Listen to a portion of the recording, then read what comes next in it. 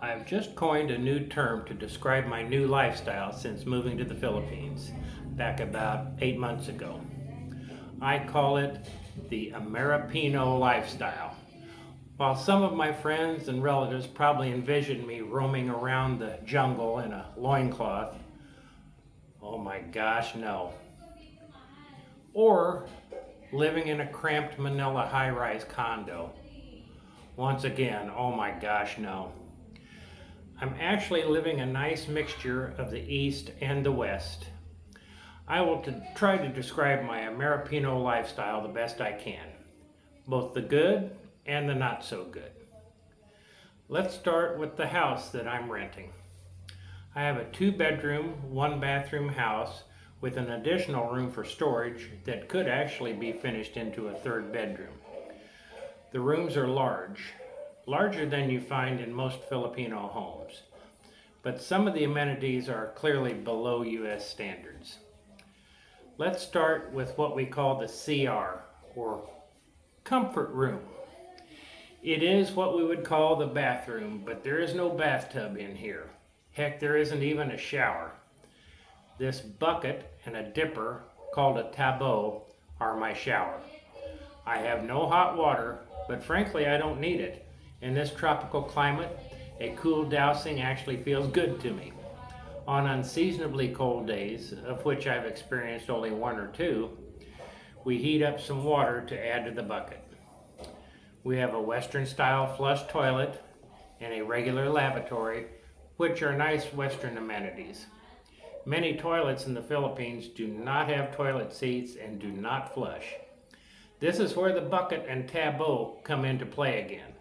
About 3 dippers full of water poured down the toilet, and away go your troubles down the drain. The tabot plays a much bigger role than that in many CRs. You see, many Filipinos do not use toilet paper. I know. Instead, they dip out some water from the bucket and use their hands to clean themselves with soap and water.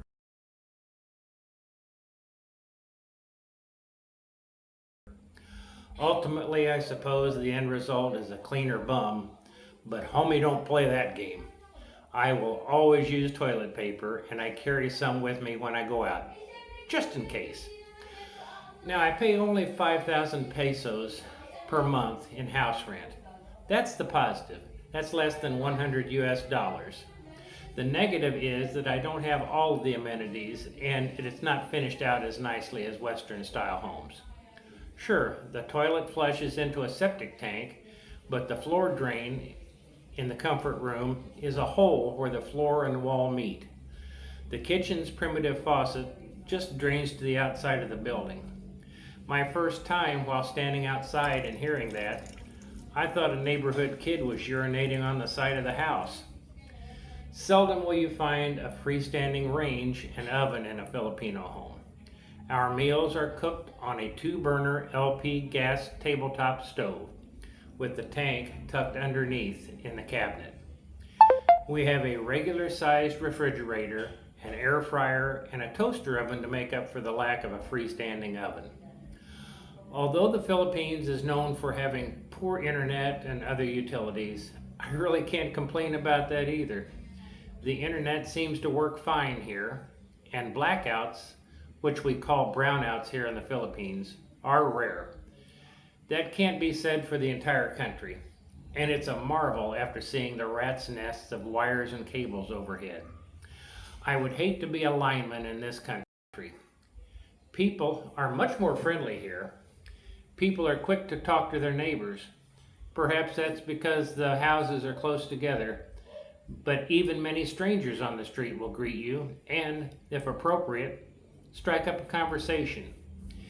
Many times a Filipino motorist passing by will see me and shout, "Hey Joe!"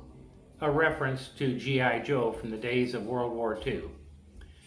After being largely ignored as a senior citizen in the United States, it's rather nice to have people actually want to talk to me and show me a little respect for my years I've spent on this earth.